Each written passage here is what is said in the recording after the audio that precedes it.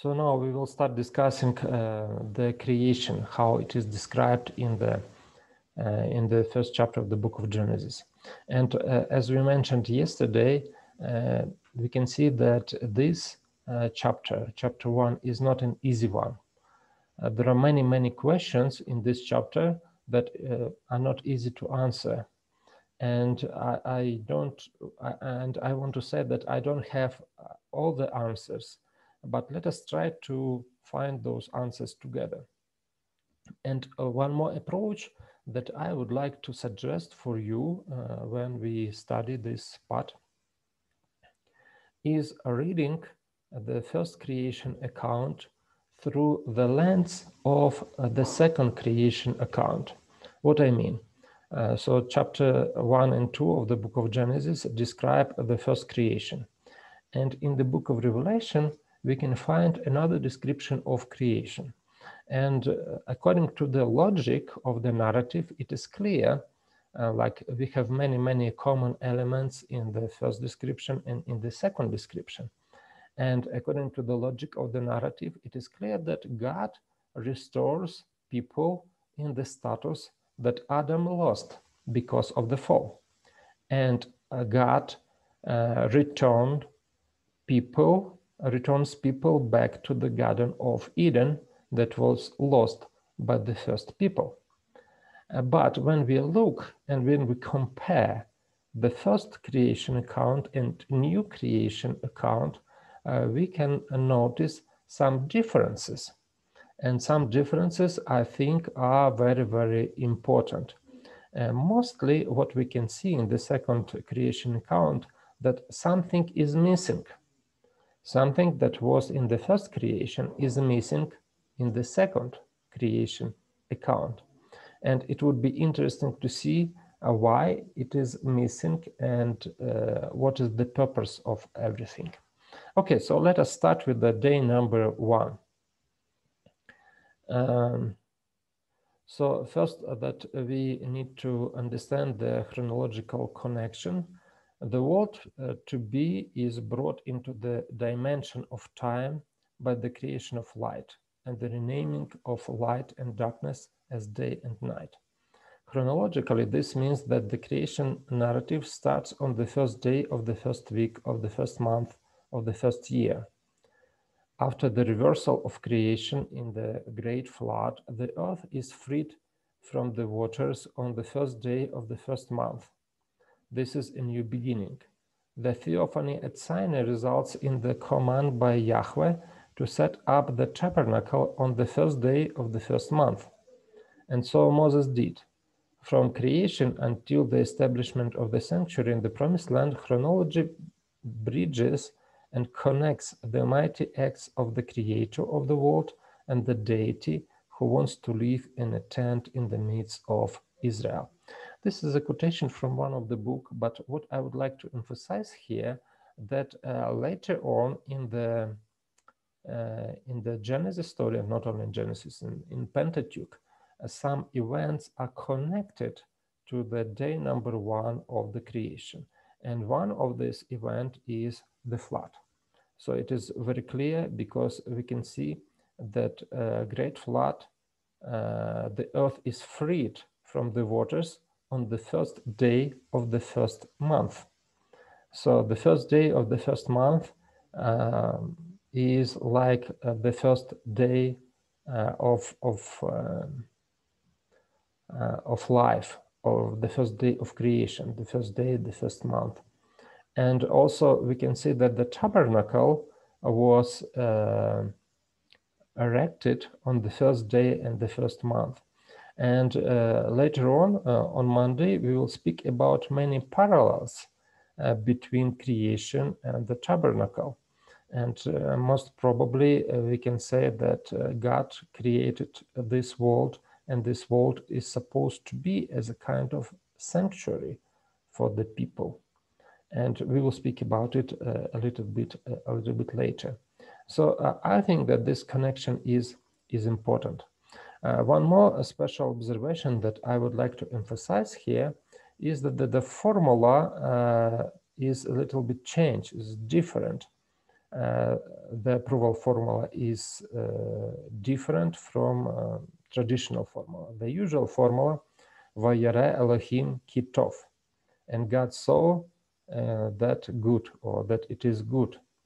But in approval of light, we can see a little bit the change in this approval formula.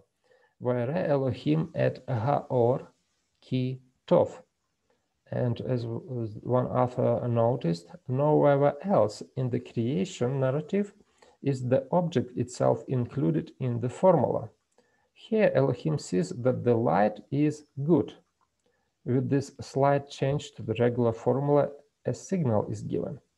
With the subtle reference, the author states that light will have an extraordinary place in the creation story. So it is clear that by including light in this formula, God wants, or Moses wants, to emphasize something, that light is important.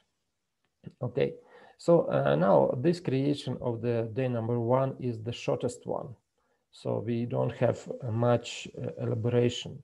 What God did on this day, he created light and he divided darkness from light. So Dukan says, this irregularity may be due to the fact that what takes place in the first day is only the appearance of the light, implying that actual creation of the light belongs to another time that is not mentioned in this account. What is evaluated in the first day is not so much the divine work of creation, which led to the eruption of the light, but rather the finished object of the light itself.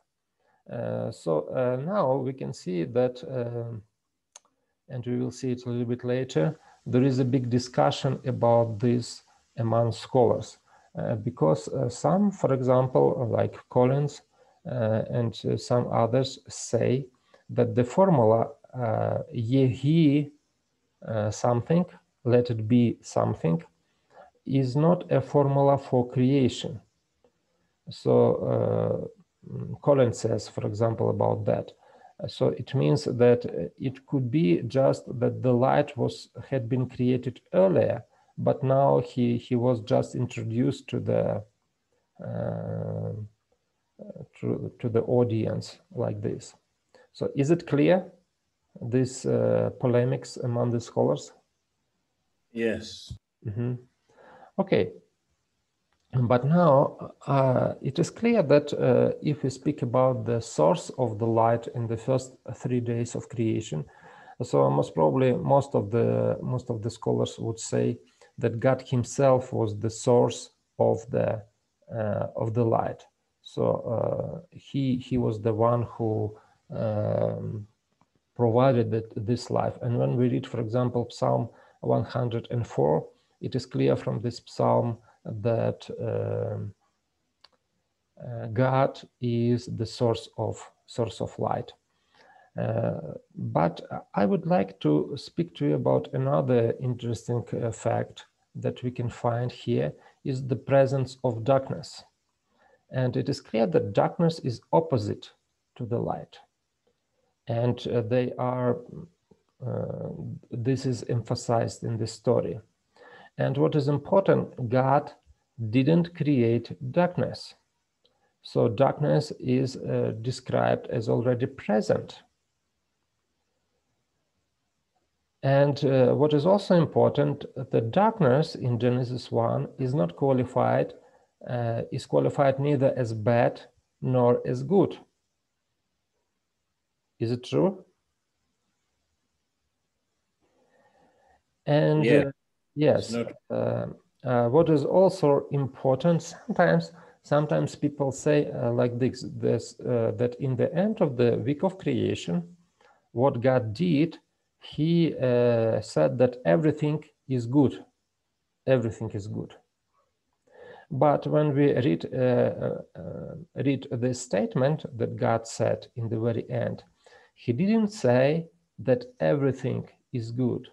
But the text says like this, and God saw everything that He had made, and behold, it was very good. So do you see the difference? God saw everything that he had made. So everything that he had made was very good, but it doesn't mean that everything is good. So in this case, it is clear that darkness is not included into something that is good, into the good category. Yes. Professor. Yes, please. Professor. Yes, yes. I'm trying to understand the statement that darkness was not created. Is the word for darkness in verse 2 the same as night, or night No, and darkness night is are Lila. different things? Night is Lila, darkness is Hoshek. So night was created, but darkness was not. No, night was not created either. Okay. Let us read, because it's always important to read first.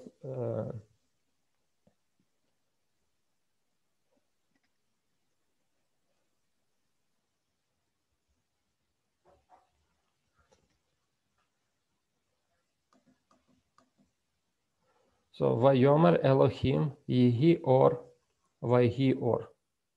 So, and God said, let it be light, and light become, yeah. And Vayare Elohim et Haor Kitov, and God saw that the light is good. Vayavdel Elohim ben Haor uven HaChoshech, and he divided between light and darkness. So what God did, God just called Vayikra Elohim laor yom velachoshek kara laila Vayhi erev vayhi boker yom echad. Okay, so is it clear? Shall I translate it for you? And God called light day, and Hoshek he called night. There was evening, there was morning, day first. So that when he calls day and night, it is not the creation of day and night. Okay, yeah. So do you see I believe there is a difference between calling and creation, because do you see usually what God did? First he created, and after that he called.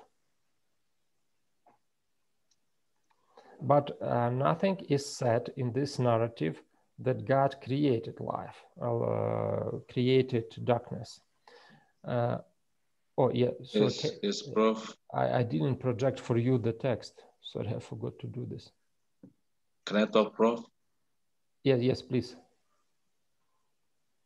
Yeah, the same way we understand, or I understand, that the light that shone on the first 3 days was not created as because God himself was the source of the light.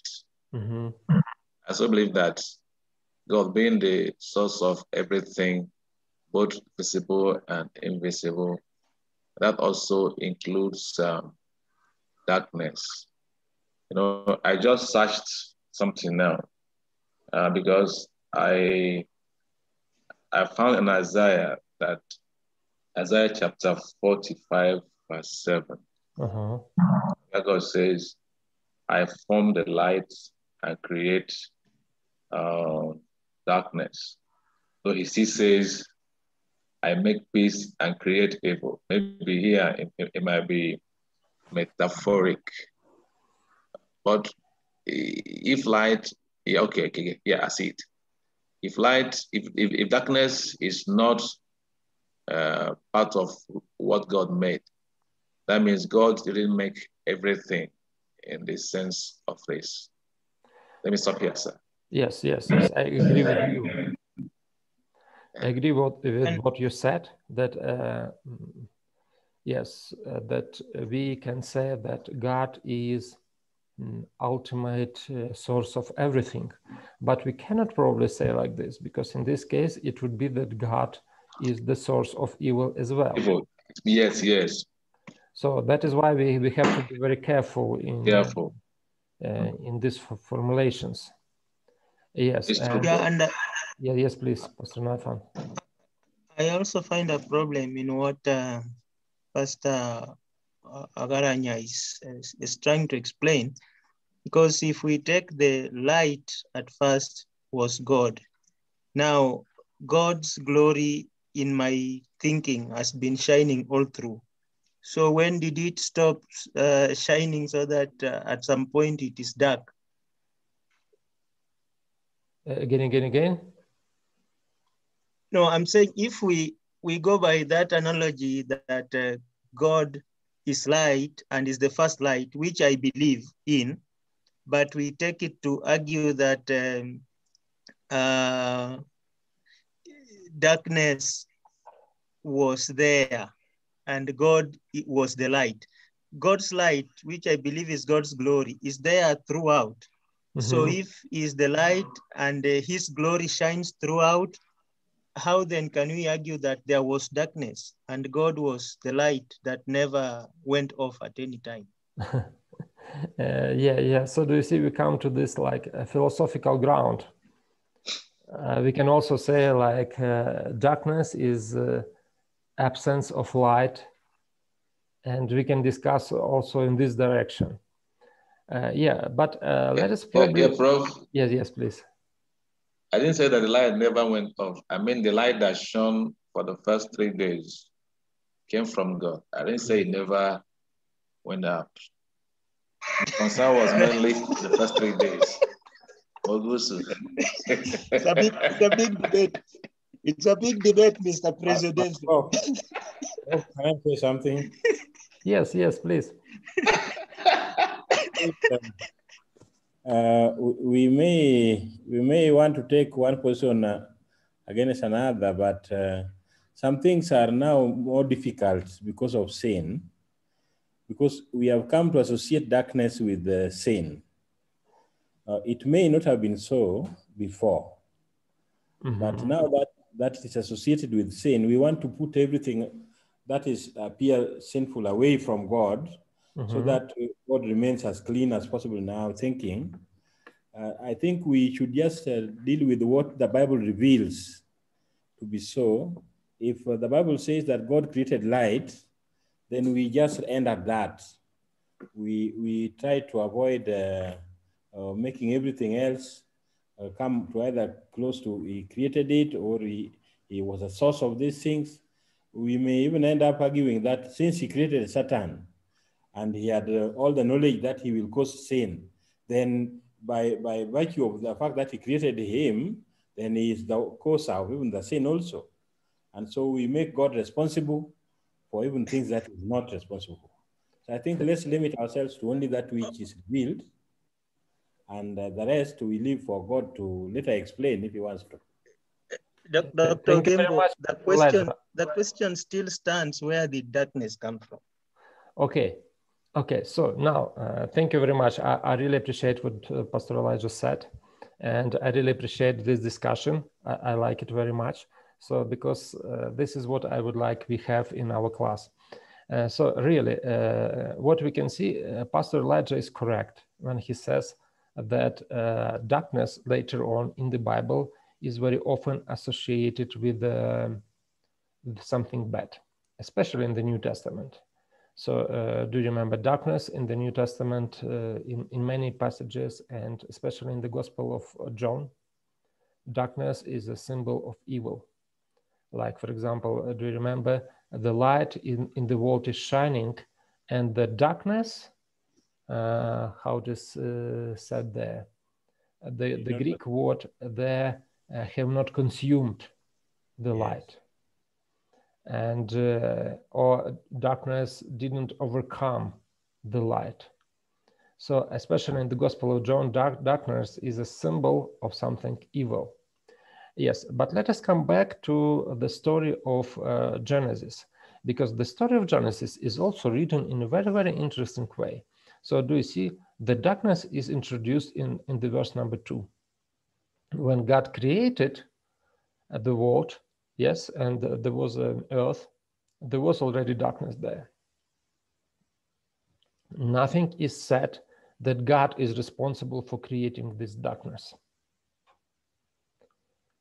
On the contrary, what God did, he created light, and light is opposite to darkness.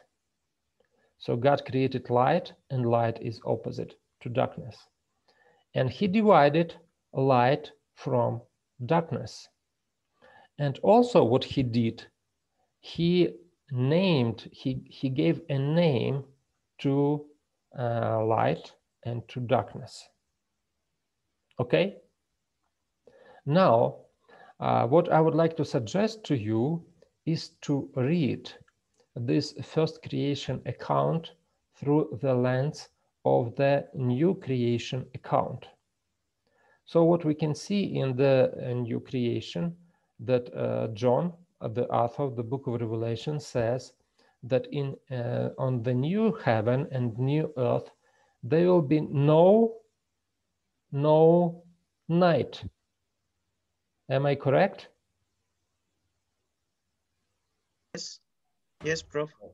Okay, so logically, when we speak about the new creation, it looks like it should be the same as the first one. And we can see many parallels, like, for example, we can see the tree of life in the new creation account and in the first creation account. We can see some imagery of the Garden of Eden, and it looks like people after the new creation should return to the place that they lost, that their parents lost many years ago. Yes, but as I said, there are some differences, and one of the difference is the absence of light, or sorry, absence of night. And also there is absence of the luminaries. So nothing, the sun will not be there. Okay? And I just ask a question. So if we are supposed to return to the first Garden of Eden that was created in the very beginning, so why in this new creation story we have some changes? And one of the change is the absence of night. And of course, if this is an absence of night, there is an absence of darkness. There will be no darkness in the new creation. Yes, Prof. It's because the Lord says he will be with us. Okay, so what is the difference with the first creation story? God also wanted to be with people.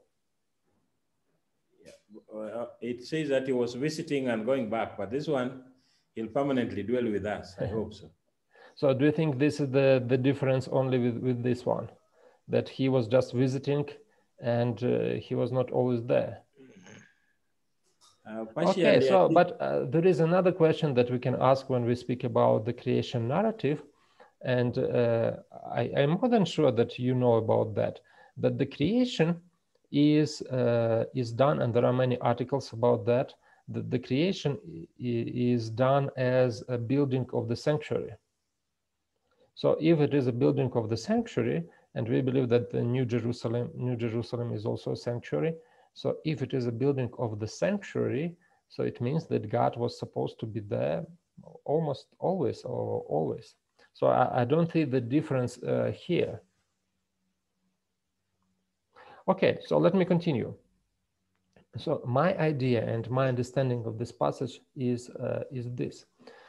So the darkness, yeah, one more thesis I would like to emphasize now. And this thesis we already can find in the book of John Sailhamer, Pentateuch as Narrative. So Sailhamer says that when Moses describes the creation, it looks like he anticipates the fall, or something that is supposed to happen in chapter number 3, the fall. Yes. And maybe in this case, the presence of darkness in the first created world was a kind of indication that evil exists in the universe. And we can find several of such indications in the creation story, and one of them is the darkness. So it is in the world, there is darkness in the world, and there will be no darkness in the new creation. But what God did with this darkness, first of all, he creates light, something opposite to darkness. And another important thing that he is doing, he gives the name to the light and to the darkness. And the fact that he gives a name, it is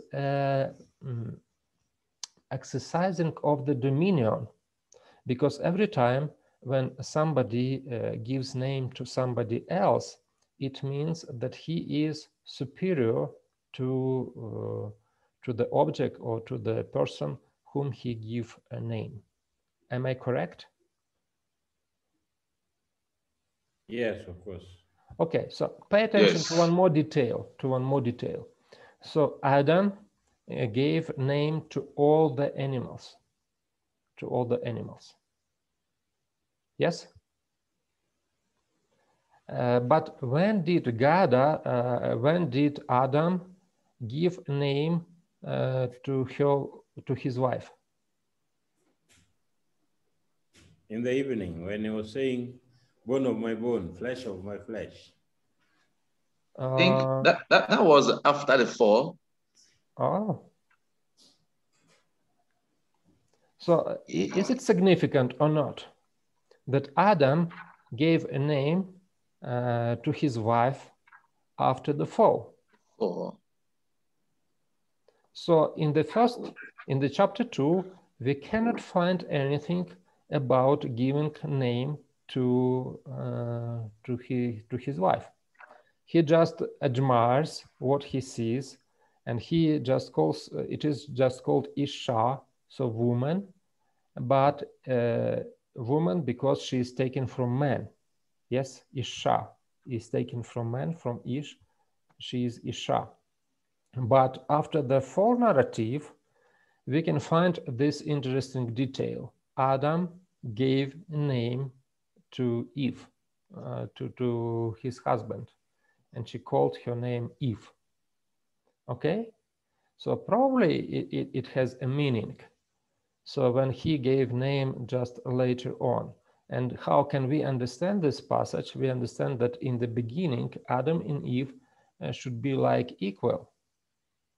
So nobody should exercise dominion over another person. But after the fall, we can see that something is changed.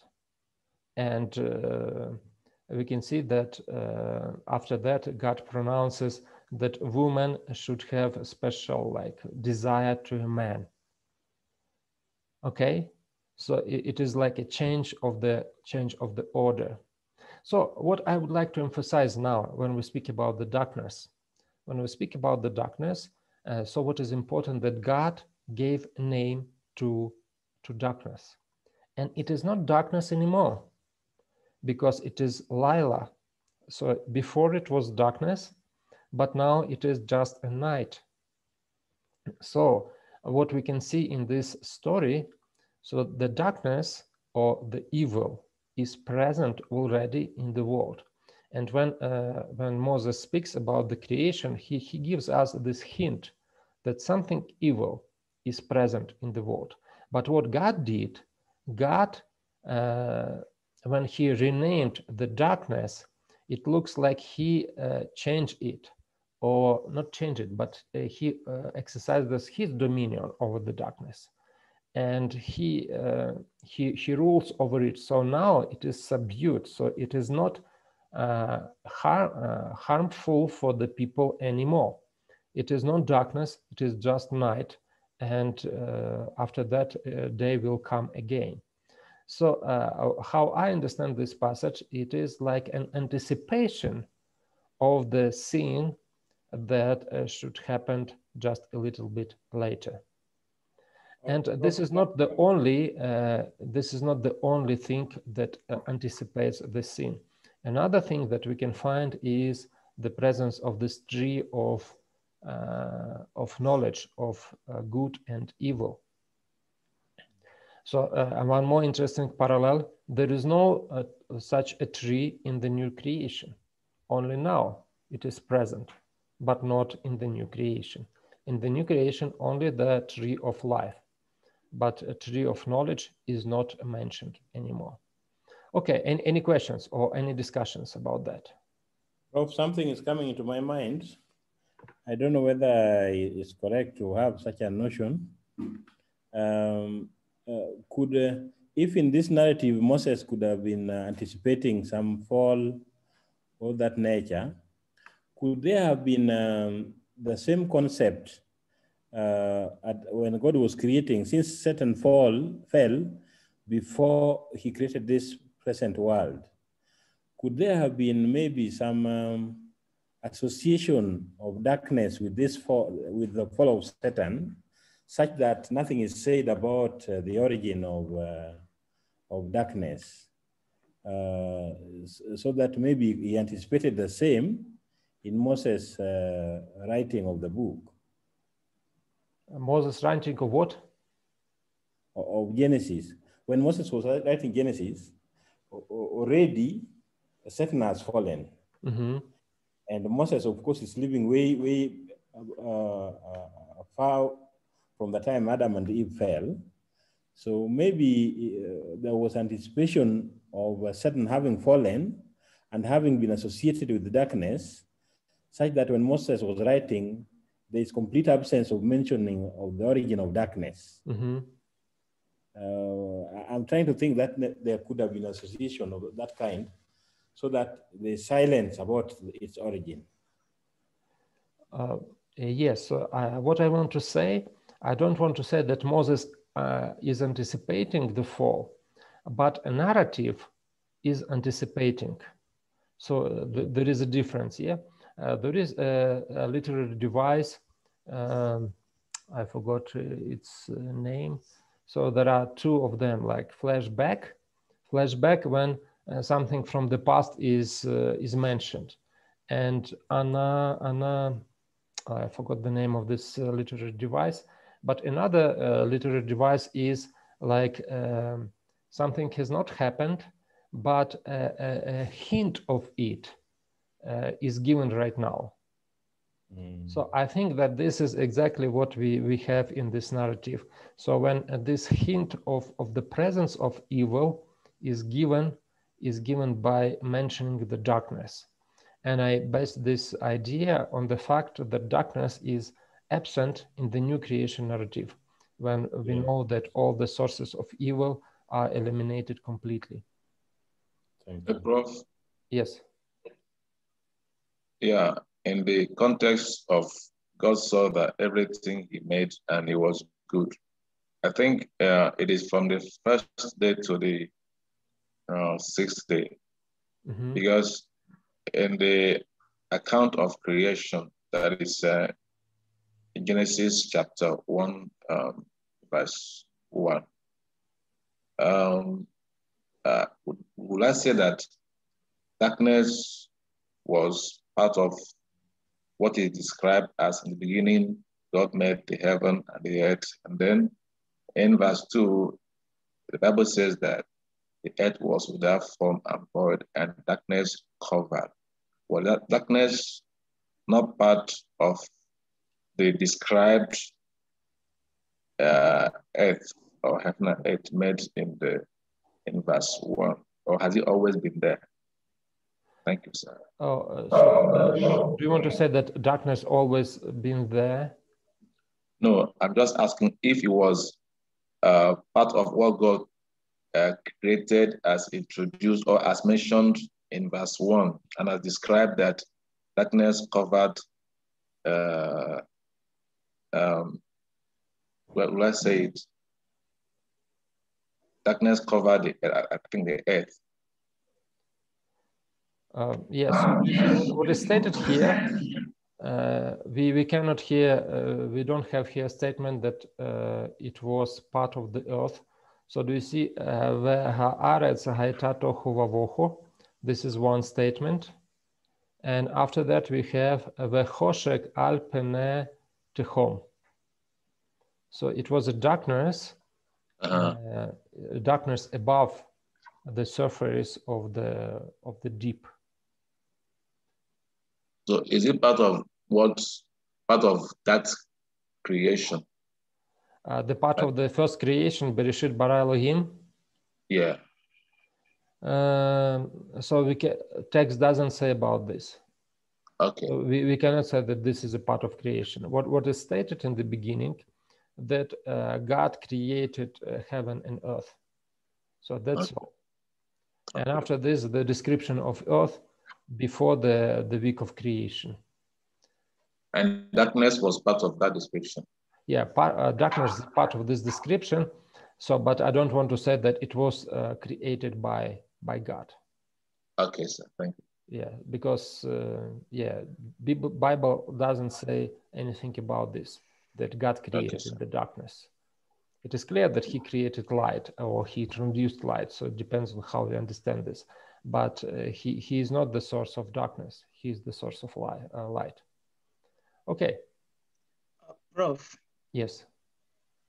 I'm sorry for my many questions. If we can go back to the slides, the class notes.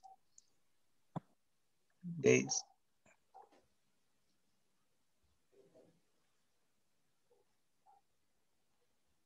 This one or previous one? Yeah, the previous slide, the previous one. Yeah, I'm limited in understanding the quotation there. I form light and I create darkness. What could be the difference, since we are saying God did not create darkness? Yes. Form So, and create. Yes. What Pastor Bioma said, most probably here, the metaphorical language is used. And why I use also this text, because do you see here, this is a parallelism. I made light and I make darkness. I make peace and I make evil. So I don't think that we need to understand God as somebody who created evil. But most probably we need to understand this verse in the context. But what is important here, that darkness is equal to evil. Yeah, on that parallelism there, darkness equals to evil. Again, can we then conclusively say that evil existed even before the fall of man? Yes, of course, because Satan existed before the fall. So Satan is the source of evil, is the source of darkness. Can we say that this comparative... So by the time God is creating, can we say Satan was already there? Was Satan already there by the time God was creating? Yes, we know it from Ellen G. White writings. That the earth was created after the fall of Satan. And the story of redemption describes it very well. Ellen G. White, story of redemption. After the fall of Satan, God decided to make the earth. And Satan was not called on this council. And I'm looking. Yes. I'm looking at it from the perspective of in the beginning. Okay. In the beginning. So yes. So does it mean that because the great controversy, at some point the devil wanted to be like God? That is yes, how I understand it. But from here, it is like even before that point, he already existed. Oh, what do you mean he existed? I mean, darkness, the darkness that was on the face. I think the darkness that yes. is mentioned here is associated somehow with the Satan. So it is a hint that Satan already existed in the universe. That is why darkness is mentioned. Okay.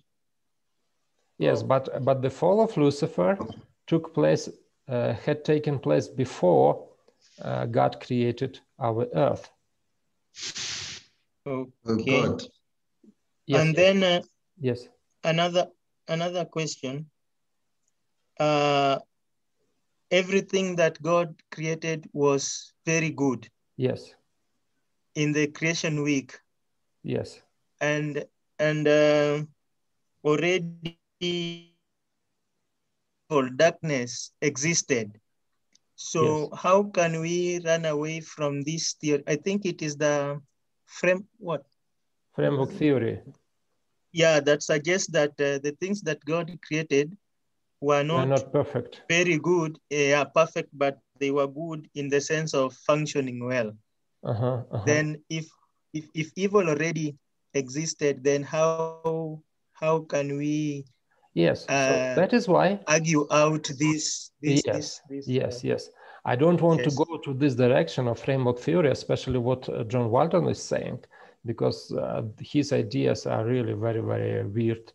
But what I would like to say, that by the fact that God gives a name to darkness, and he gives a name Lila, night, so it looks like he neutralizes this evil. So it is just a hint. I don't want to say that evil existed in the created world.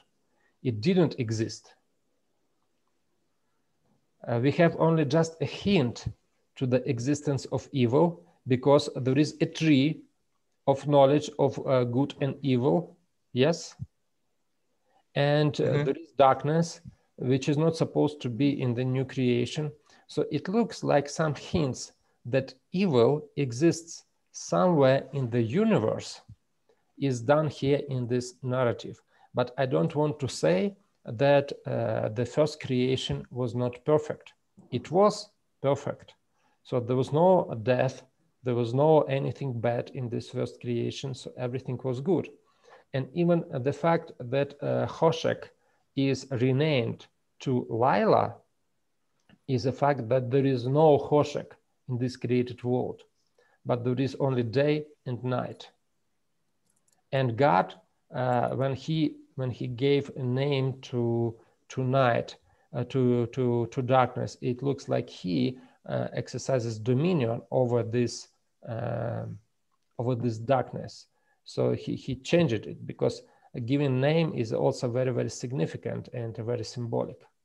So in the first created world, we cannot see anything unperfect. So everything was very, very good. But everything that God created. One more thing, Prof. Yes.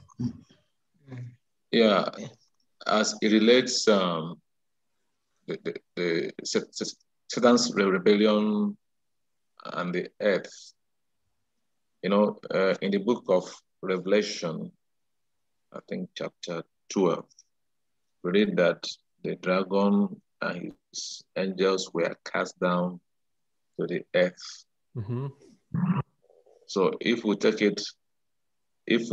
the earth there to be literal, even the cast down, it will imply that the earth was already in existence before they were cast down to it.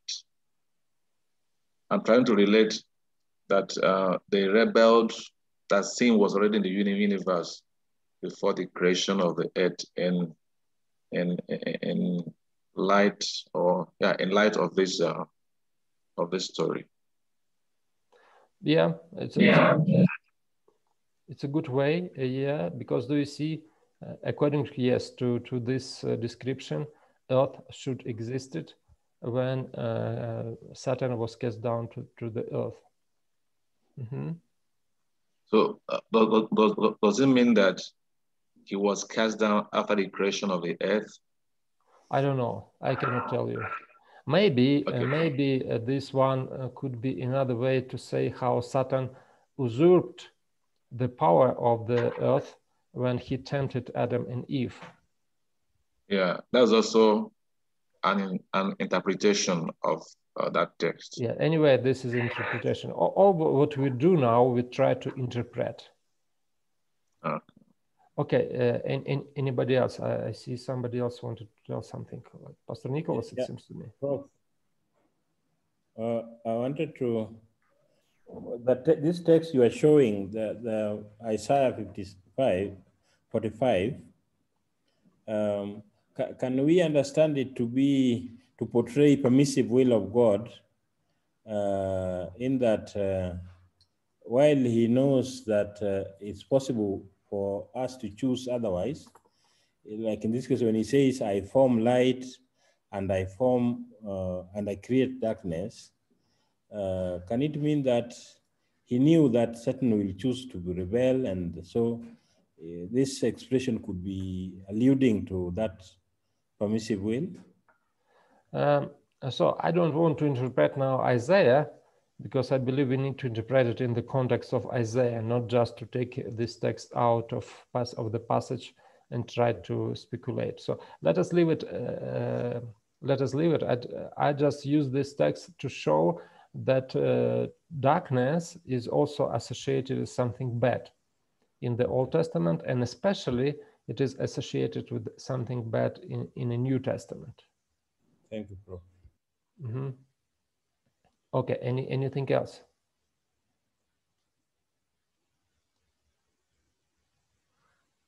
Shall we continue? Of course, sir. Yes, Prof. Yes. Okay.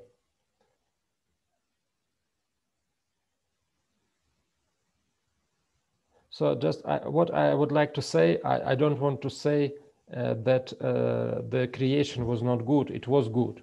But this presence of darkness and the presence of the tree of good knowledge of good and evil is like a hint, subtle hint, that evil exists already in the world. But do you see this like evil things, or these hints to evil things? They are neutralized. Like, for example, about the tree, people got a warning, so they shouldn't eat from that tree. And darkness is also not darkness anymore. It is just night. So that is why we cannot say that something bad was in the first world that was created by God. One more interesting point that I would like to emphasize, and let us go to the break after that. And this is the question about how to count the days. So many scholars, and you can find it in some of the commentaries, they will tell you that in fact, days, according to the creation story, should be counted not from the evening, but from the morning. Do you get it? For example, there was evening, morning, and day one. So do you see the day is finished, and after the finishing of the day, it was evening, and after that morning, and only after that the new day begins.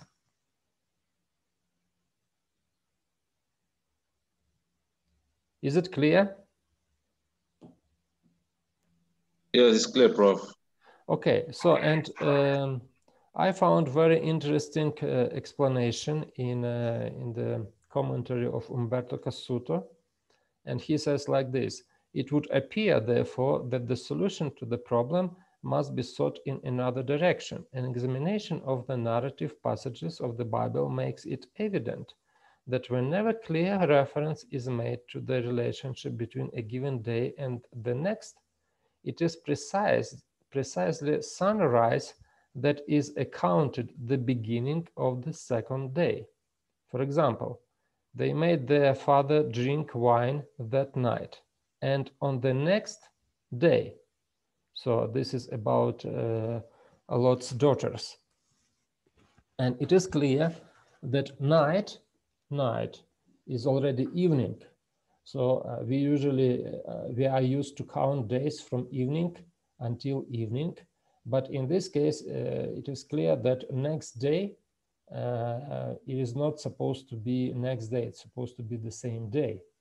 Or when he arose early next morning, Judges 6:38. And on the morrow, the people rose early, again Judges.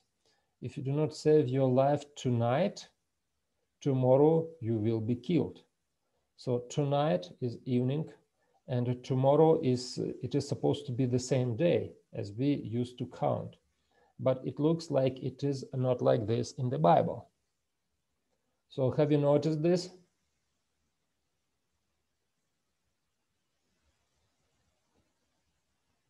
Okay, Kasuto gives a very nice explanation. And he says like this: if you consider the scriptural sections dealing with the ritual laws, particularly those that prescribe that the observance of Israel's holidays must begin in the evening, we see clearly that these passages corroborate in their method of recalling the dates the evidence of the narrative portions. In Exodus 12:18, it is stated, in the first month, on the 14th day of the month, at evening, you shall eat unleavened bread. It is on the evening preceding the 15th day that the obligation of eating unleavened bread comes in force, yet that evening is referred to as the 14th. The same is in Leviticus. With regard to the Day of Atonement, it is enjoined, and you shall afflict yourself on the 9th day of the month, beginning at evening. From evening to evening shall you keep your Sabbath. Thus, the evening before the 10th is called the 9th of the month. So what he is doing, how he explains, he says that in the ordinary life, the days are counted from the morning.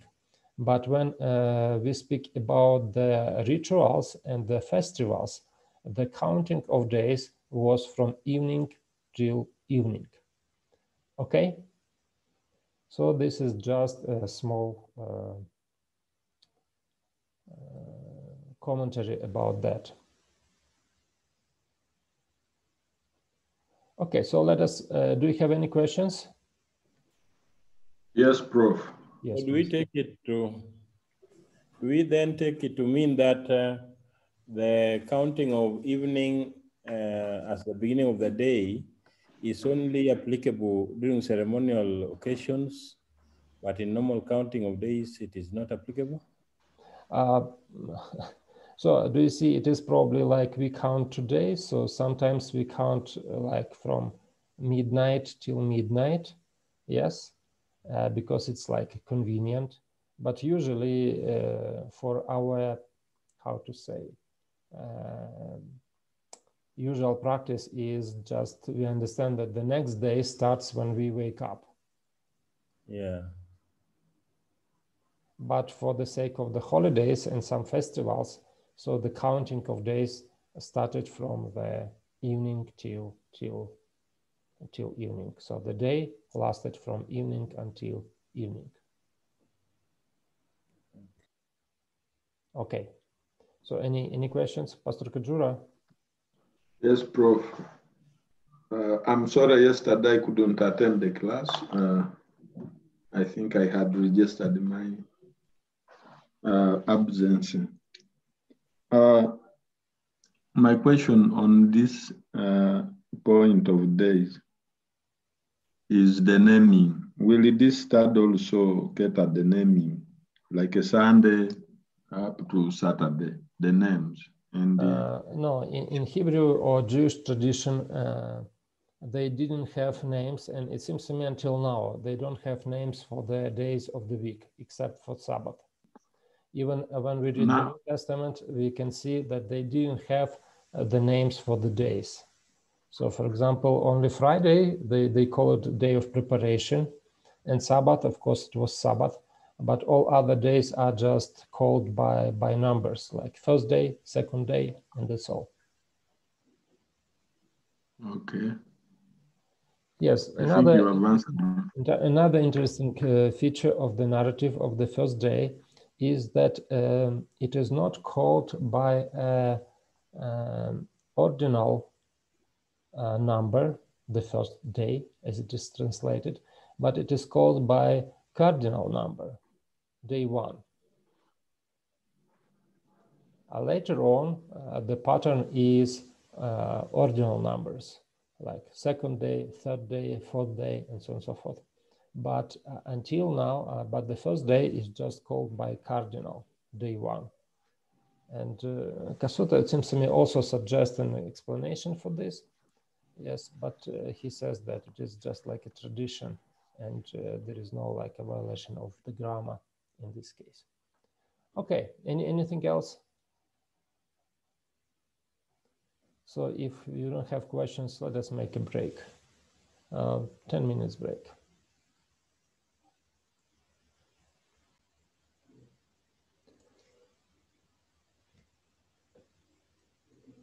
Now let us discuss the second day of creation. Are you here? Yes, Prof. We are. Okay. I am. During the next day, we can see that God created Rakia.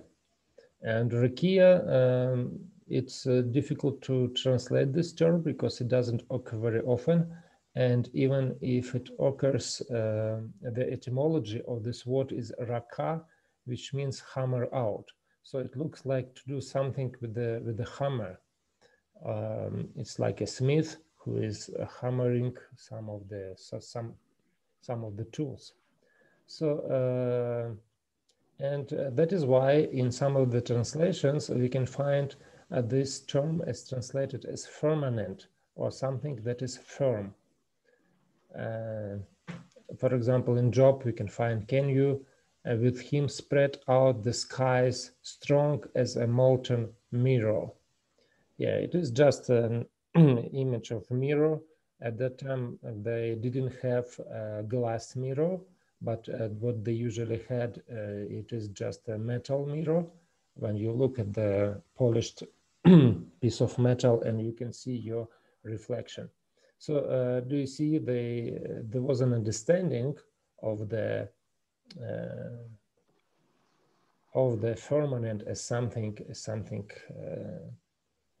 firm, or the sky is something firm, that because they hold waters, they hold clouds and everything. I will also make your sky like iron and your earth like bronze. So this is another metaphor that is used in the Bible. And as I said, many people translated Rakia as something firm, but of course it's better to translate it as like a space, or like something that divide like atmosphere that divides waters above and under it. The expanse describes both the place in which the luminaries were set and the sky where the birds are observed. Thus, Genesis' description of the expanse is phenomenological. To the observer on earth, the sun and stars appear to sit in the skies, while at the same time birds glide through the atmosphere, piercing the skies. So this is the quotation from Matthew's New American Commentary. And we can see the same quotation from a similar quotation in Jack Ducan's commentary. So he also says about phenomenological language. The name heaven that is given to designate the firmament confirms that the author does not intend to refer to its real substance, but rather to the way the firmament is perceived from a human phenomenological perspective. The word heavens refers here to the human heavens. The fact that it is the same word that is used to refer to the divine heavens suggests some kind of relation between the two entities, although they are essentially different in nature. The word heavens refers to an order that is essentially other than the human earth is seen above it. That God is situated in the heavens means that he belongs to a space that is not ours, a space that is infinitely far from us and infinitely greater than ours, and that Solomon designates with the superlative heavens of heavens. And so, do you see, we can see that God created Rakia, and Rakia is just space between water and water. So he divided water, and he called Rakia heaven. And Dukan says that he agrees with Matthews that this is a phenomenological perspective. So God, Moses describes it as if he was at that moment at the earth and see what is going on. And this is the one point. And another point, that the word heaven or Rakia, of course, it is not heaven where God is present. I mean, so these two words, heaven, also in Hebrew, it is the same word Shamayim, but the meaning is different. So God doesn't just reside in our atmosphere, which is called, which is Rakia or heaven. He is much higher, or actually he is present everywhere. Now, so this is everything that I would like to say about the, oh yeah, so one more interesting moment that we can find, and this is repeated in several days. It's like a double account of creation. So what does it mean, double account of creation? In the beginning, so in the first day, what we can see, God just said, let it be light, and light was, or light become. But when we look at this day of creation, we can see a different pattern. God said, let there be an expanse in the midst of waters, and let it separate the waters from the waters. So he proclaimed it, but it didn't appear by itself as it was in the first day, but it says, and God made Asa, the expanse, and separated the waters and that were under the expanse from the waters above the expanse. So do you see, we have two statements here. It's like creation, which is done in two steps. First step is pronouncement of creation, and next one when he himself do it. And we can see such repetitions 3 more times, like creation of luminaries. God pronounced, let it be lights, and after that the statement that he made lights. Creation of the sea, creatures, and creation of animals. So we can see that this pattern is repeated in those cases. Okay, and Selhammer explains this phenomenon by assuming that it was author's desire to control the reader's understanding of the passage and to be sure that the reader ascribes the act of creation only to God and to nobody else. So in the beginning, just God says, let it be Rakia, for example, and after that it is repeated again that he made Rakia, so he is responsible for making Rakia. Of course, probably this is not the best explanation, but I don't have another explanation for this repetition that we have in several days. Okay, let's continue. Yeah, this is one enigmatic question about the second day. Excuse me. There is no approval formula. So it means that in all the days we can find the approval formula or appreciation formula when God sees that everything that he created is good. But this formula is absent in the second day of creation. But it's interesting that it is present two times in the third day of creation. And of course there is a question, so why do we have the formula omitted? By the way, the Septuagint provides this formula, but Septuagint provides many other elements which are missing in the Masoretic text, and most probably the translator just provided it to make it like perfect, the narrative, to make a narrative perfect. So that is why we shouldn't go to we shouldn't follow the Septuagint text, but it is better to stay with the Masoretic text. So why do we not have approval formula? I found two explanations of this one, but they are very similar to each other. Like, for example, Gordon Wenham, and not only him, but many other, they assume that the appreciation formula is possibly omitted because the separation of the waters was not completed till the following day. So it means that because the next separation will start next day, so there was no appreciation formula. But it probably not is the best explanation. What do you think? Do you have any other idea why the appreciation formula is missing in the second day?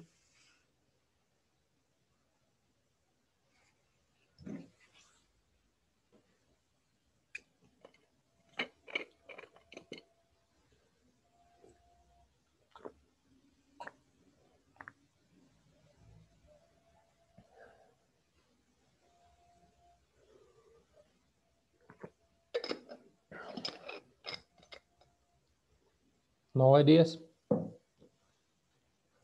Okay, another explanation, and you will just tell me which one do you like more, is given by Kasuto.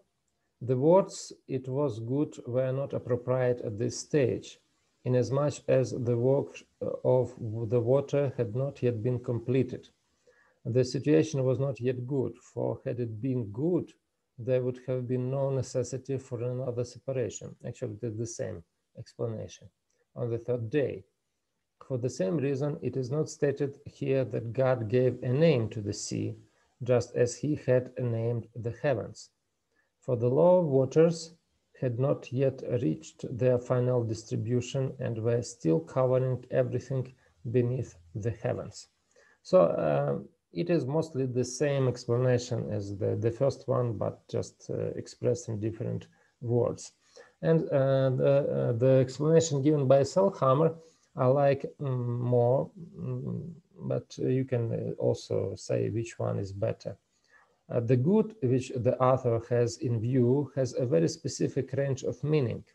In chapter 1, the good is that which is beneficial for humankind.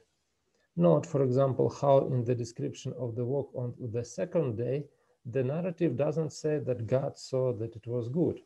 The reason is that on that day, nothing was created or made that was in fact good or beneficial for humanity. So, for example, on the first day, light is beneficial for humanity. We cannot live without light, and that is why it is good.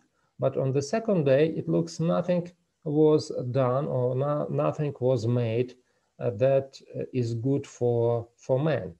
Like only the water was divided, but we people cannot live in water. So that is why it is not very much profitable for us.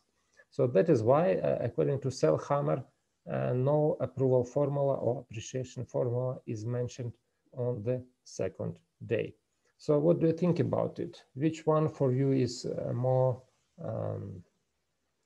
appropriate?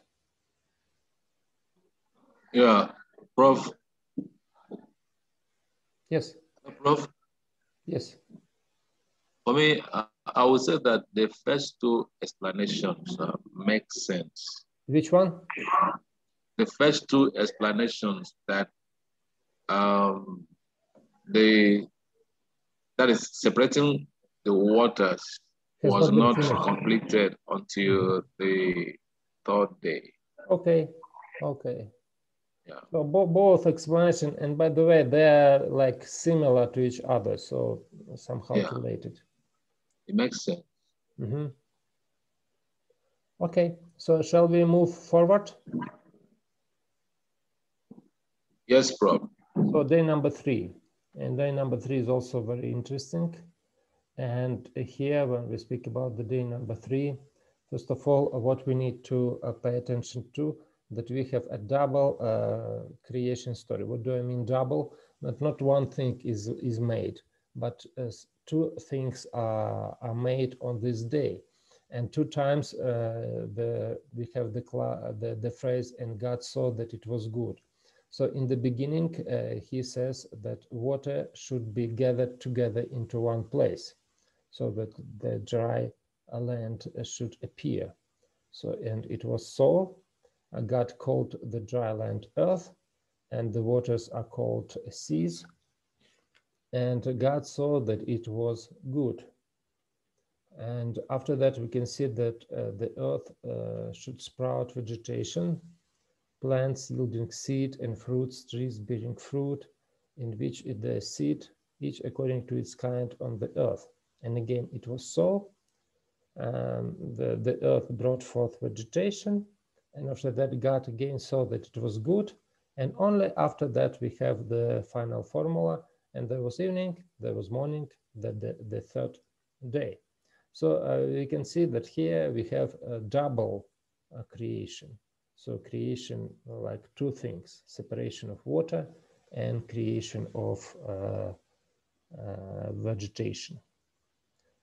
There are two distinct acts of God on the third day: the preparation of the dry land and the seas, and the furnishing of the dry land with bushes and fruit trees. Unlike the work of the second day, both acts are called good. They are good because they are created for human benefit. Both acts relate to the preparation of the land, a central concern of the author. The separation of the waters and the preparation of the dry land is to be read in light of the subsequent accounts of flood and the parting of the Red Sea. In all three accounts, the waters are an obstacle to humanity's inhabiting the dry land. The water must be removed for human being to enjoy God's gift of the land. Okay, so this is from Sailhammer book, Pentateuch's narrative, when he spoke about these two good creation or acts of creation of God. So one more detail that we can find here is about vegetation. Let the earth sprout vegetation, plants yielding seed, and fruit trees bearing fruit, in which is the seed, each according to its kind on the earth. So what is missing in this statement? So what was not created or was not mentioned on that day?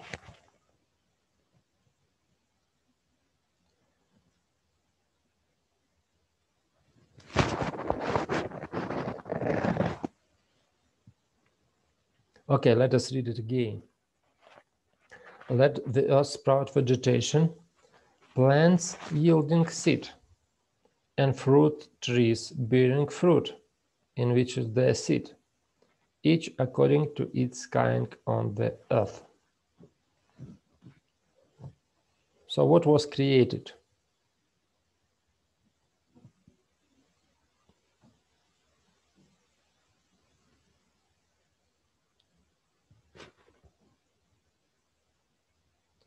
So how can we call this plants yielding seed?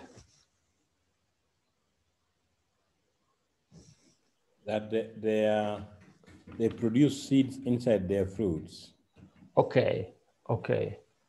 So what can be classified as plants yielding seed? Let's say like pawpaw, all these fruit trees.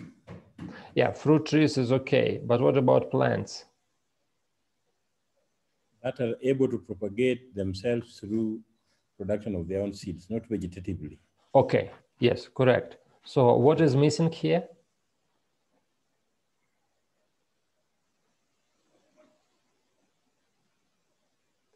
Like vegetables. Yeah, of course. So there is no vegetables mentioned on this of the creation on this day. Those are the plants which are food for human beings. No other forms of vegetations are mentioned.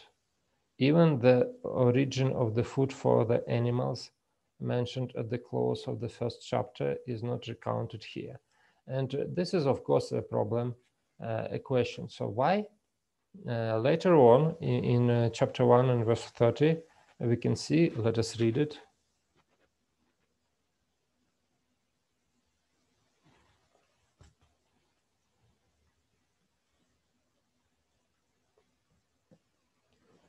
And to, oh, sorry, I didn't project for you. Yes, and to all animals of the or living beings of the earth, and to all birds of heaven, and to all creeping things on the earth, which in whom there are living soul, all yerek. Yerek is something green. All yerek asher, all green grass to the foot. It was so. Okay. So here it is clear so that all these types of animals, yerek asher is given for food, but yerek asher has not been created yet. At least it is not reported in the story of creation. But most probably it was produced at that day, but for some reasons it is not mentioned. Hey, Prof.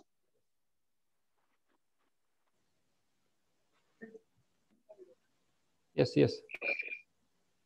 Can we say that the vegetables or grasses were part of the word vegetation? So according to 130, according to Genesis 1:30, it looks like this. Yeah, but Yeah, not mentioned yeah. on the third day. Yes, but the problem is, or the question is, when was it created? Because it is not mentioned in the on the creation of the day 3. Okay.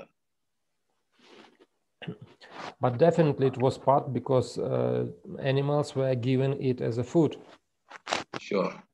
So it should be a food for animals, and for birds. So it looks like it was created, but for some reasons, it is not just mentioned on the day number 3. And of course, for us, it is a question. So why it is not mentioned on days number 3 and vegetation? But some people, like, for example, those representative of a framework theory, they argue that it was not created, but it was like Genesis 1 and Genesis 2 are 2 subsequent stories of creation. So it is not a recapitulation of the first story, but it is like a new beginning, a new story of creation. I mean, the continuation of creation. And in this case, they actually argue that they were not created in the very beginning on the 3rd day. Okay, another important issue that we need to understand here. So in this day, we can see that the trees were created. So the trees were created and they produced their fruits and everything. So the question is this, how can we understand the story of the book of chapter 2 of the book of Genesis? Because in chapter 2, we can see that the Garden of Eden was created. So shall we understand the creation and the Garden of Eden as the same? Or in the beginning, in the day number 3, we can see that the trees were created. From the day number 6, we can see that God planted the Garden of Eden.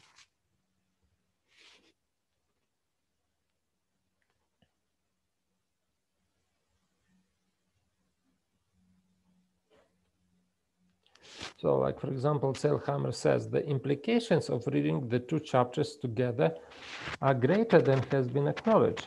For example, if the two accounts are about the same act of creation, then the narrative has identified the land of chapter 1 was the garden of chapter 2. The focus of the creation account in chapter 1 then is on the part of God's creation that ultimately becomes the location of the Garden of Eden. So how Hammer says it, he actually argues for the same description. So the land and the garden are the same. So what do you think about it?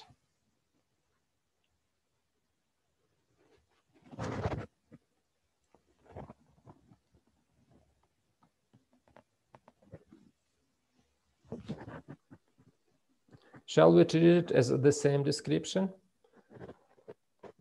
The land and the garden?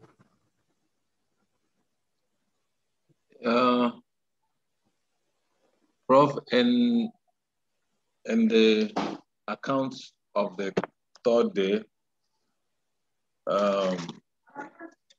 we see that God made every fruit-bearing tree on the third day account, although that of vegetation was not mentioned. And also in verse 5 of Genesis chapter 2, God made a garden where he made fruits, bearing trees, and even herb was also mentioned, and God put man there. So can we say that the account in chapter 2 kind of brought together also, and it included the presence of the vegetables and herbs and the third day creation? So we might say that Genesis 2 pictures the creation of vegetation on the third day when the garden was made, and on the sixth day, God put man there. Because looking at the sequence of the story, when God made the dry earth, then he put the plants there. Then second, God put the animals in the sea. Then thirdly, God put man and animal which he made then on what he made on the third day. That's my thinking, Prof. Thank you. Thank you. Any other comments?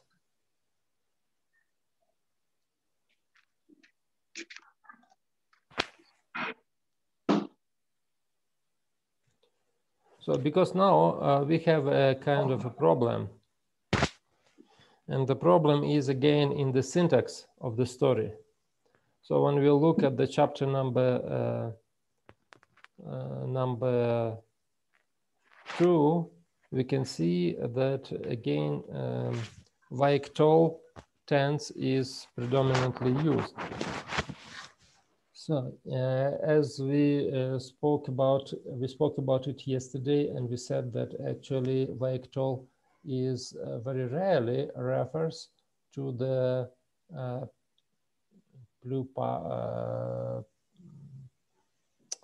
pluperfect tense. So it could be rarely a pluperfect tense. So in this case, how can we explain this?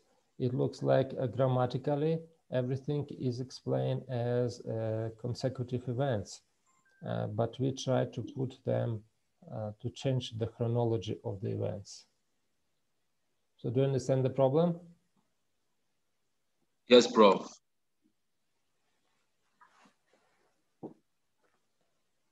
Like maybe you said yesterday that is it para of chapter 1? How did you put it, sir? Let me check very well here. Para of chapter 1 was what was done in the past. Was just mentioned as what was done in the past. I can't remember the time you used. Yes, but we don't have such kind of construction when we speak about the Garden of Eden in chapter 2. Okay. It would be easier if we had something like that, but we don't have. Okay.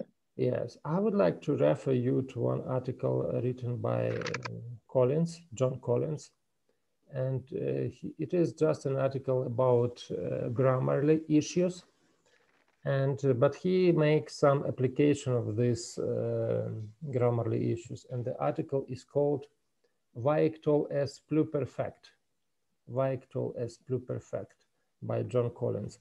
I can add it to our folder so that you can find it there. But it could be easily found just on the internet. You don't need to go even to the database. So he speaks about that in some cases, Vaictol is used, but pluperfect is in view, is implied. And he discussed some of those cases, and he applies it to one verse in chapter number 2 of the book of Genesis. So I just want to recommend you the article, and when we come to the chapter 2, we will discuss it in details. Okay, so honestly, or maybe somebody else would like to say anything about the relationship between land and garden. So do you think it is the same, or do you think it is garden as something different?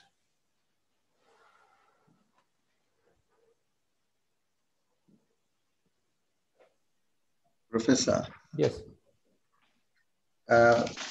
Michael Kruger points out that the inverse of the word heaven and earth in chapter 2, verse 5, speaks to the focus of a particular locus. And so my presupposition would be that in day 3, the land that is described there is more global. It's broader than the focus that narrows down to the garden in chapter 2, if I go by his understanding. Yeah, I have a question. So if we quote land and garden, so in this case, there is a problem when people were driven out from the garden, expelled from the garden. So where did they go? If all the earth is the garden, so they definitely... That is why I am of the view that it was just a focus, a particular portion of the land. Particular focus that was created on the 6th day. Yes, possibly. I didn't find the 6th day as the particular day. His focus was that the author in chapter 2 is seemingly focusing on a particular location. He didn't mention the date was particularly designated, but we can presume certainly because it is coming with the idea of man coming into play. Yeah, the 2nd chapter doesn't speak us about the sequence of days. It is in the 1st chapter when the days are mentioned, but in the 2nd, the days are not mentioned at all. So that is why it is not clear when those events took place. Okay, so I think it is enough. Yeah, any other questions or comments? I'm not following the thread of argument that is going on between you and Brother Nicholas about the Garden of Eden. Is there somebody suggesting that was the whole earth? Because apparently I don't see that here. Again. I'm not getting the thread of argument about the Garden of Eden being the whole earth. Who is saying that? This is, yeah, look at this quotation of Selhammer from Selhammer book. Oh, okay. The implication of reading the two, I read the second paragraph. The implications of reading the two chapters together are greater than has been acknowledged. For example, if the two accounts are about the same act of creation, then the narrative has identified the land of chapter 1 with the garden of chapter 2. The focus of the creation account in chapter 1 then is on the God's creation, ultimately becomes the location of the Garden of Eden. So this is the idea that was suggested by Selhammer, but it has many, many weaknesses, so I'm not sure that we should accept it. Yeah, definitely. Okay, so day number 4. So we are approaching day number 4. And first of all, let us speak about the structure of this day. And the structure is interesting because this day is done as a chiasmus. So we have a command to divide the day from the night, and in the end to divide the light from the darkness. So B, it is the signs are given for, so the lights are given for signs, for fixed times, and for days and years, and to give light on the earth, and to rule the day out, and to rule the night out, to give light on the earth, rule the day and the night, to divide the light from darkness. So we can see that there is a chiastic structure here, when everything arranged like inverted parallelism. As I mentioned already, this day is, this description is the longest next to the 6th day description. And of course, it points out about some significance of this description. And the first question that we need to discuss, and this is very, very tricky question, and it is not easy to answer this question, is the question about when the luminaries were created. So there are like two positions about that, and the first position says that everything, and this is framework theory, and not only framework theory, but many other scholars also cling to this position, that the luminaries were created before, so most probably on day number 1. For example, the medieval commentator Rashi, says they were created on the first day, the luminaries, and on the 4th day he commanded them to be suspended in the sky, and likewise all the creations of heaven and earth were created on the first day, and each one was fixed in its proper place on the day that was decreed upon it. So, for example, we can see that Rashi says that, do you see, he is like a medieval commentator. He lived in the 12th century of Common Era, so he lived long, long ago, but he already suggested that the luminaries were created on the first day. You know that the representatives of the framework theory believe the same. The luminaries were created together with the light.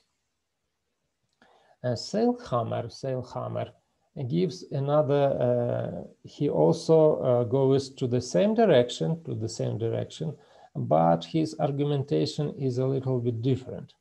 So what Selhammer says, he doesn't say that they were created on the first day, but what he says, that they were just created before, but when before, nobody knows.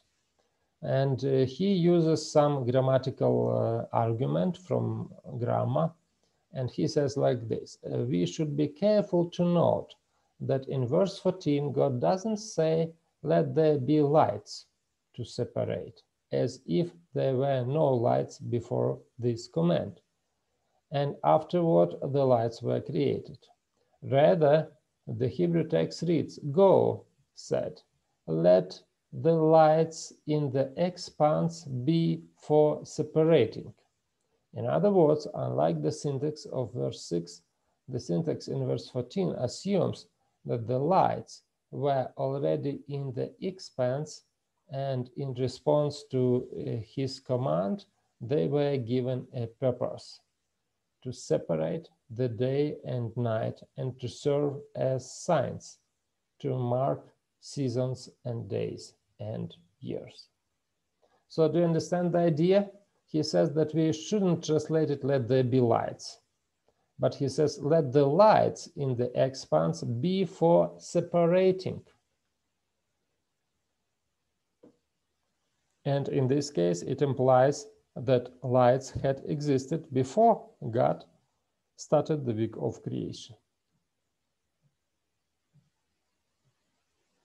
So what do you think about it?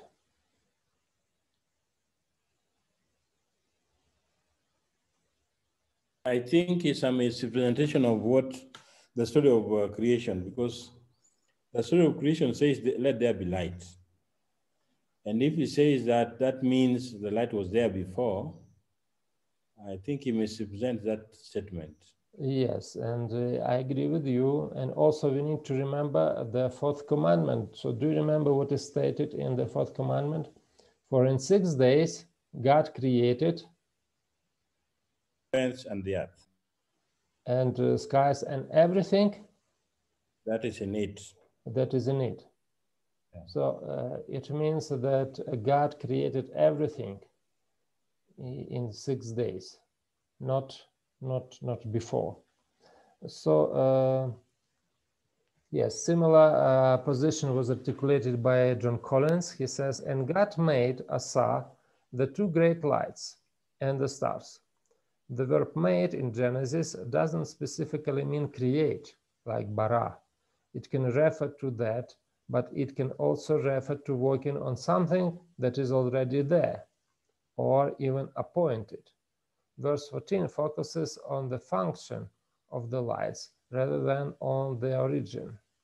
The verb let there be is completed with the purpose clause to separate. Hence, the account of this day's work focuses on these lights serving a function that God appointed for the well-being of man, and that they serve that function by God's command, which implies that it is foolish to worship them. So actually what Colin says is the same, so that we shouldn't understand the word "made" as he created something new. It could imply that something has already existed when the process of creation starts. Yes, sir. Yes, please. The weakness of this Collins argument with Asa and Bara in support of the fact that everything was made at the beginning and was revealed at the appropriate time. The weakness is even revealed. said that it was revealed, but his idea that it was like given function. So they existed. Given function. Yes, but they were not functioning. But yeah. It looks like God turned it on. I see the weakness in verse 21 when bara is used in the creation of the 6 creatures. That means everything was not created at once on the first day and given functions at other subsequent days. Yeah. So it breaks the pattern because you mean, yes? Because it was done and it was immediately given the function. Yeah, bara is used on verse 21. But it is not about the sun and moon, but about the 6 creatures. Yeah. For the 6 creatures, is Asa, but for the animals, No, not for the, yes, for the animals asa, and for the sea creatures bara. For the sea creatures bara. Bara, yes. For them animals asa. Okay, so now I just give you the phrase, how it is written in Hebrew. And let us try to see which translation is better. Yehi me'orot birikiya hashamayim lechavdil ben hayam uven halayla. Yehi, how can we translate Yehi?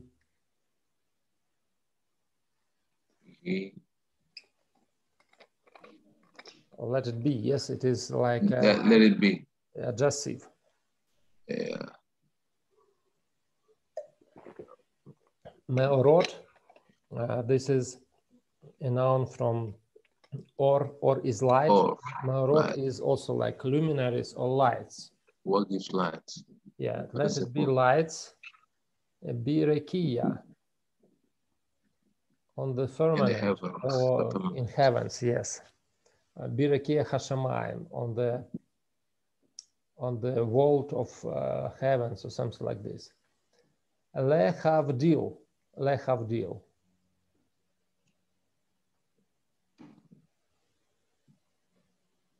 to divide or to separate. Badal is separate.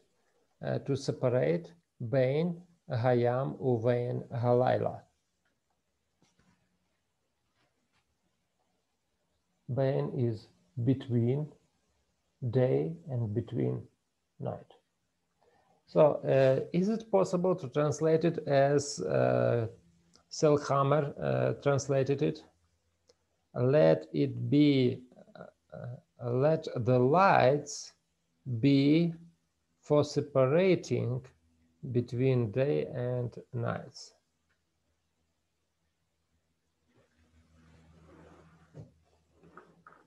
So in this case, how he says, it doesn't mean necessarily that lights didn't or had not existed before the God started creation, but they could exist even before, like long ago.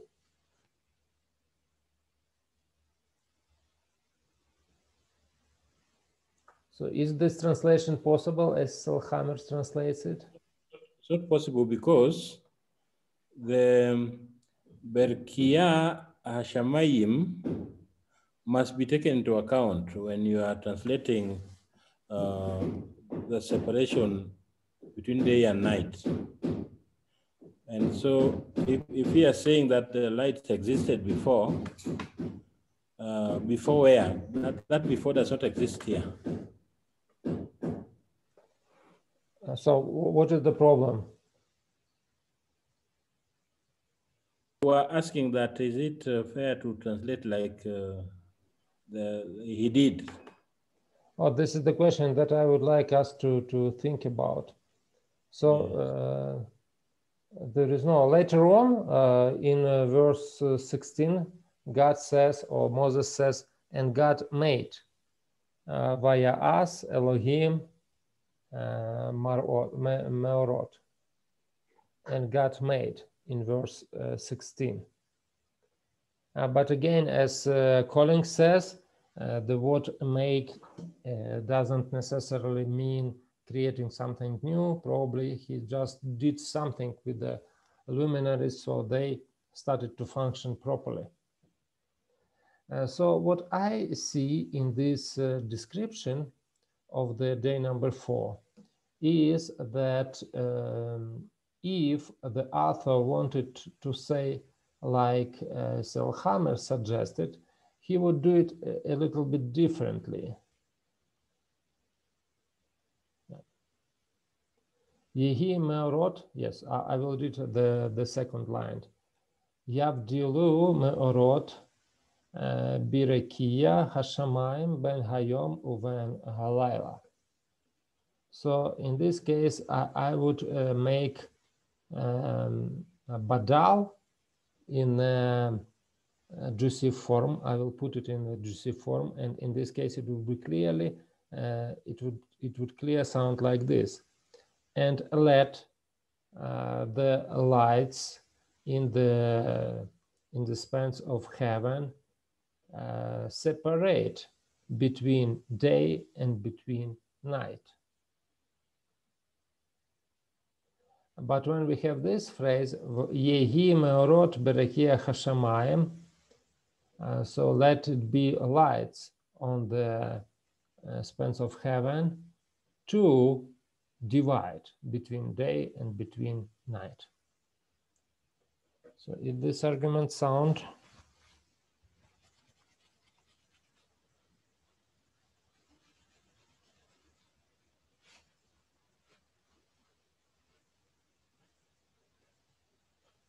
so this is how I would translate it. And of course, some other texts of the Bible, like for example, as I mentioned, the Fourth Commandment says that God created everything which is in heaven and on the earth, and everything that in it. So everything was created on that day. So if you understand it like this, so it means that most probably God created sun and moon on the fourth day. Yes, now the important moment that we need to mention, and we will speak more about it. Yes. I wanted to also observe that when you look at verse 3, the introductory phrase on creation of light, verse 3 says, yes, you see. Yehi or. So their argument is that infinitive is added. Yehi me'orot. Yes. Levdil. So let it be lights in order to separate. And they want to translate it, let the lights separate, or let the lights be for separation. Okay. But anyway, whichever way, but I feel, Professor, Again? If it was maintained and it is let there be light, then the purpose of the light is just like the day, I think the second day, let there be a firmament in heaven. There is also a purpose I have not examined closely. Betok hamayim. Okay, and here vayhi. Yeah,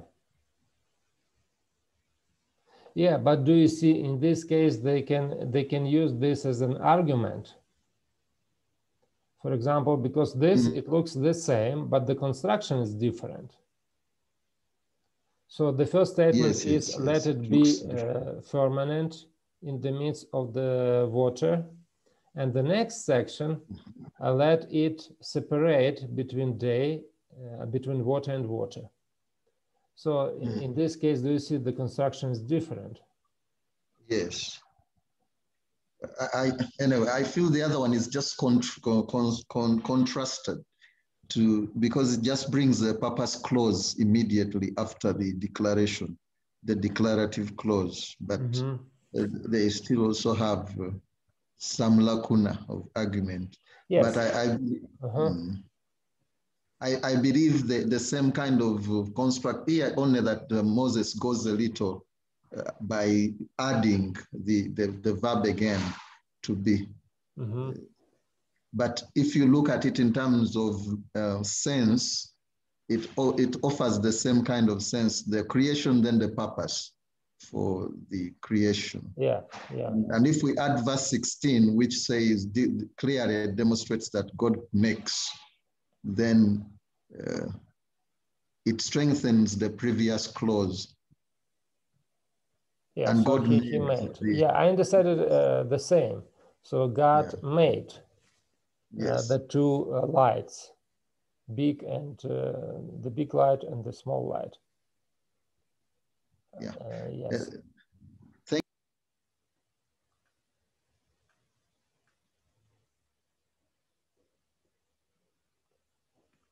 Okay, sorry. Okay, let's continue.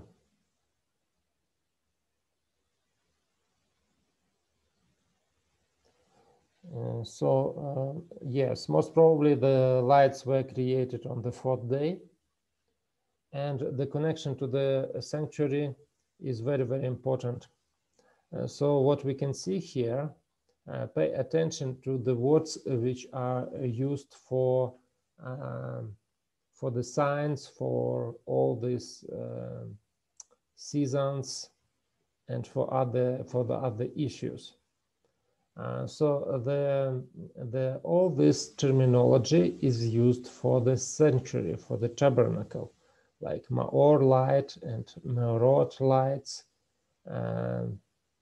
and because this is connected to the menorah, the light of menorah, and also the seasons, Moadim. This is the language of rituals, because this is related to some appointed festival times. So definitely the purpose of the creation of the sun and moon was to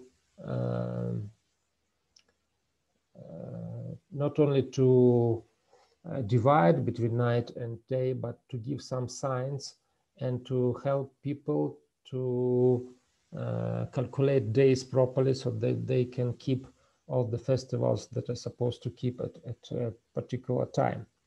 So now we can see that really it is very, very similar to the creation of the sanctuary, because the sanctuary language is used here for description of what happened at the fourth day of creation. This echoes of language which evoke the life of the sanctuary suggests that the blueprint of creation is derived from a greater pattern of a supernatural order. He built his sanctuary like the heights, like the earth he has established forever. So really, we will see it later even more, that the creation resembles very much sanctuary. One more important issue that I would like to emphasize, this is again the issue of dominion. And dominion is given to the lights, to the luminaries. And for me, it is very logical. It is very logical. Why? Because do you see the first 3 days, God himself exercises dominion. But during the next 3 days, he delegates this dominion to somebody else. Like, for example, in the first day, God was himself responsible for separating day and night to provide light. But on the fourth day, he delegates this power or this dominion to the stars. And it looks like he appoints them to be the keepers of time, the keepers of the seasons, the keepers of changing of day and night. So the word that is used is mashal, to rule, or to just to control, to rule over. And we can see that here, I wouldn't say that it is like a personification. It is not personification, but anyway, God distributes the responsibilities between different entities in the biblical story, and the 2 lights, as it says, are responsible for this change of seasons, and so that it would be regular. And later on, God delegates the right to control all other creation to the man. Okay, so this is about dominion. And about the stars, so it's also very interesting. Ducant points out that the stars are mentioned just like en passant, just in something minor, and the stars. So, and it suggests that only extra information, like an appendix, because neither their function nor the time when they were created is indicated. Okay, any questions about the fourth day of creation?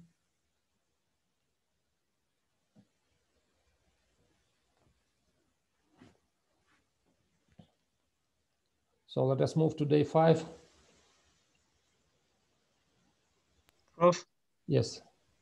just on the this statement from Dukan, neither the Yeah, this one.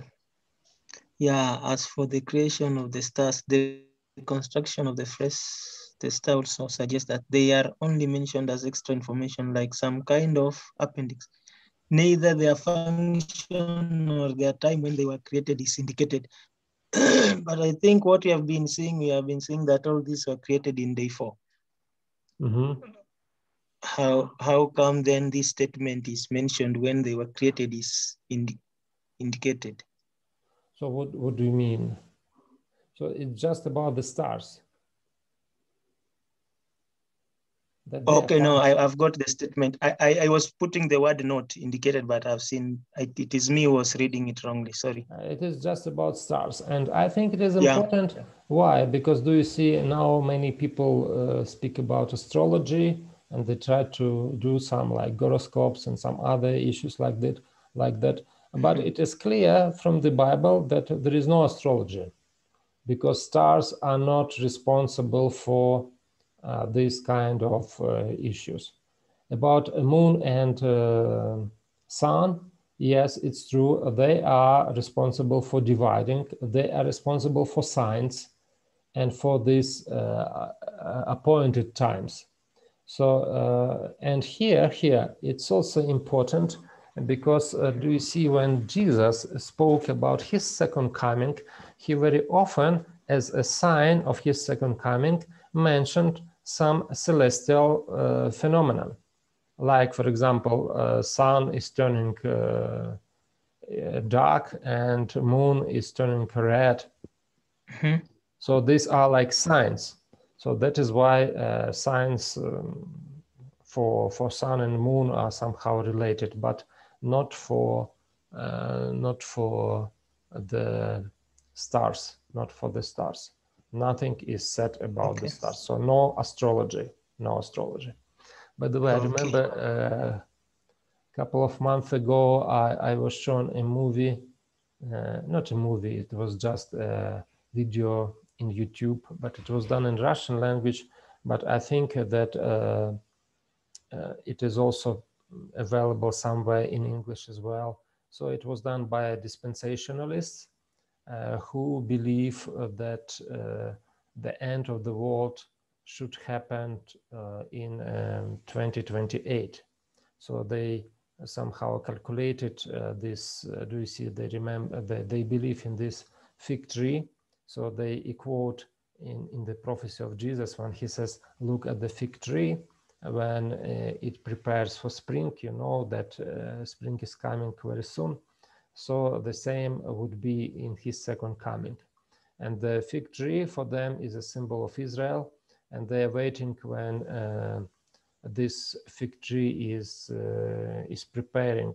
So Jesus said that only one generation will pass, and after that the second coming should be. And the idea is that Israel state was organized in 1948. That is why they project how many 80 years, like the age of one generation. And after that, in 2029 or 2028, they say that the second coming should take place. And even they say that in 2021, the building of the second temple should start, something like this. But why I mentioned this? Because one of the signs that they mention is about Revelation chapter 12, when there is a statement about the lady, the woman, and it has moon beneath her and something else. So, and the stars above, sun above, and they use this this symbol, and they tried to put some kind of astrology, not astrology, but they said that in 2018 or 2019 or 2021, I don't remember exactly, the constellation of Virgin, will be exactly so beneath the moon or something like this. So Virgin will be above the moon, and the Jupiter will be coming out of the constellation of Virgin, something like this. So, but do you see, according to this verse, all this kind of speculation is just futile, because God doesn't say anything about it. Okay, so our time is almost over. Do you have any other questions about the day 4?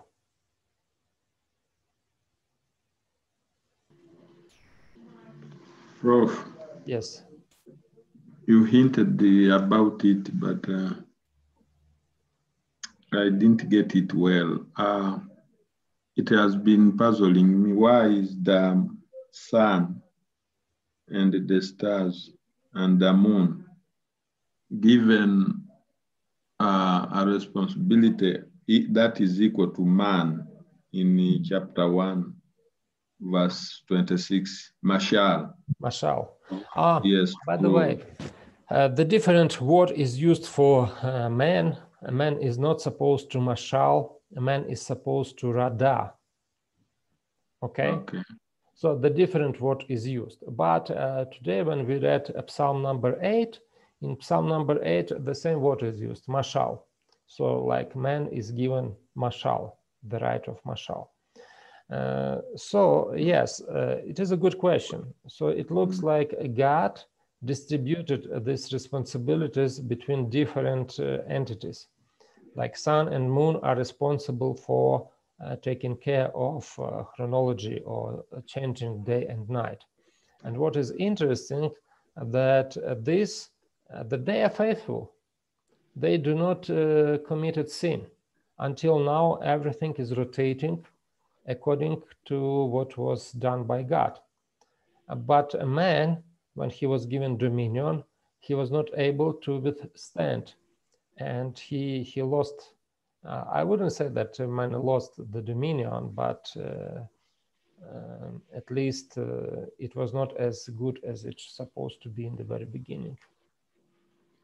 Which one is the most stronger word, Rada and the Mashal? Well, I don't know. Honestly, I don't know. I think that they are like almost synonymous, because they are used like synonyms. Okay. Okay, and yes, so do you see later on God will take this responsibility back, because in the new creation there will be no sun, no moon, and no need to differentiate or to divide light and darkness, because there will be no darkness. Okay, anything else? But Prof, yes, that means